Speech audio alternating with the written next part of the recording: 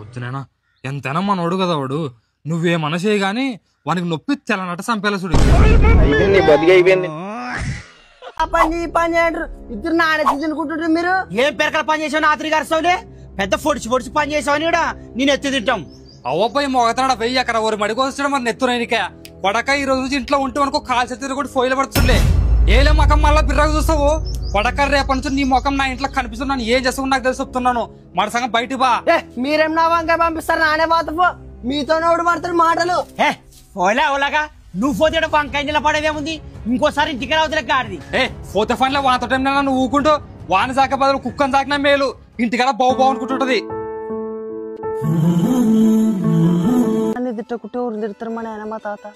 నాన్న తప్పితే వాళ్ళకి ఊరు ఉండరు. నానే లేకపోతే వాళ్ళు ఎట్ట బతుకుతారు. నా ఫాతరా తాత ఏడ ఉండ్రు నా నస్తి మీతో ముందు రాయట నమ్మనా లేనక నమ్మన్న తినేరునో లేదో ఇల్లు ఎట చేద్దాం నేనా. ఏం లేదు నా కొడుకుని ఇద్దరు పిలిపించి కత్తులతో నరకి చంపుదాం.